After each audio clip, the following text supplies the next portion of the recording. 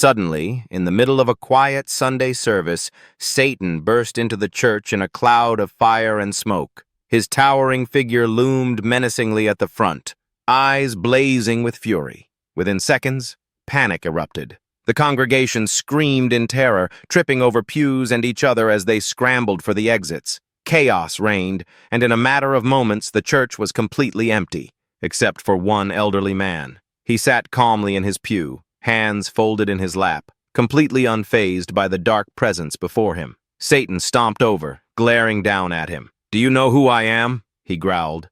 The old man glanced up. "Yep, sure do. Aren't you afraid of me?" Satan demanded. "Nope," the man replied, still calm. "I could strike you dead with a single word," Satan roared. "Not doubting that," the man said evenly. "I could torment you for all eternity with unimaginable pain." "Wouldn't be surprised," came the same calm tone. Satan, now visibly irritated, leaned closer. "Then why?" he hissed. "Aren't you afraid of me?" The old man shrugged. "Been married to your sister for 48 years.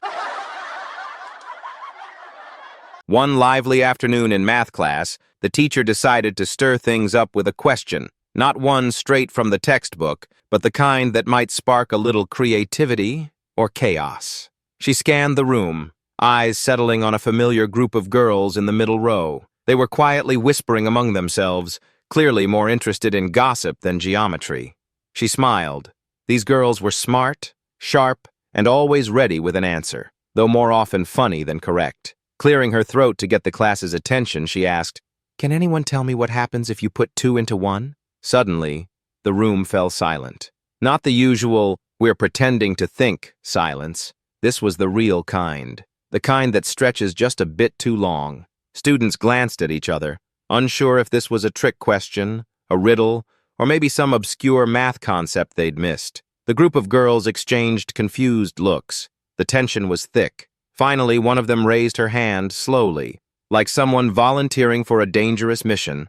The teacher nodded, encouraging. The girl sat up straight, her voice cautious but sincere. "Miss," she began carefully, "either you're incredibly brave, or, well, for us, even one is already too much to handle."